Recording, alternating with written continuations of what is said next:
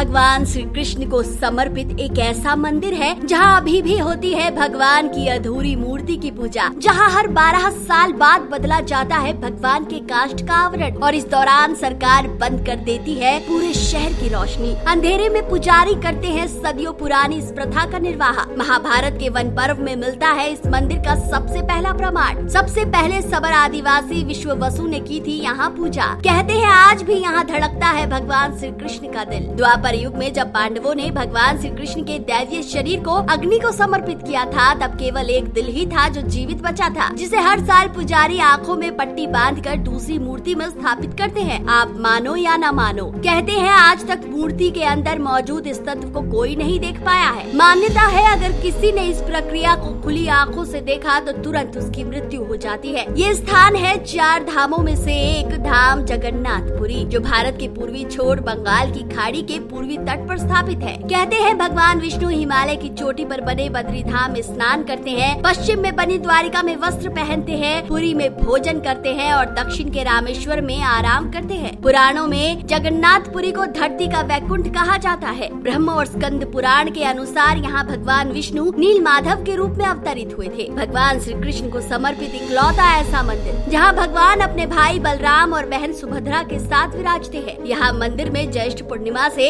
आषाढ़ पूर्णिमा तक सबर जाति के दैतापति जगन्नाथ की सारी रीतियाँ करते हैं। कहते हैं द्वापर में भगवान कृष्ण यहीं रहने लगे थे और बन गए जगत के नाथ। रामायण के उत्तराखंड के अनुसार भगवान राम ने रावण के भाई विभीषण को अपने इक्ष्वाकु वंश के कुल देवता जगन्नाथ की पूजा करने को कहा था। तभी से पुरी के श्री मंदिर में विभीषण वंदापन की परंपरा कायम है। आषाढ़ महीने के शुक्ल पक्ष की द्वितीय तिथि को 3 किलोमीटर की अलौकिक रथ यात्रा होती है, जिसे भाग्यशाली भक्त ही खींच पाते हैं। रथ यात्रा के जरिए भगवान को उनके भाई बहन सहित गुंडीचा मंदिर यानी उनके मौसी के यहाँ लाया जाता है। पद्म पुराण के अनुसार एक बार भगवान श्री कृष्ण की बहन को नगर देखने की इच्छा हुई तो उन्होंने रथ में बिठाकर पूरा नगर भ्रमण कराया। कई लोग इस रथ यात्रा को भगवान कृष्ण के गोकुल से मथुरा आने के प्रतीक के रूप में भी देखते हैं। यही नहीं, यहाँ भगवान की मूर्ति किसी पत्थर, मिट्टी या धातु से नहीं बनी, बल्कि नीम के पेड़ की लकड़ी से बनाई गई है। पुरी के लेखाकार से प्राप्त सबूत बताते हैं कि वर्तमान का मंदिर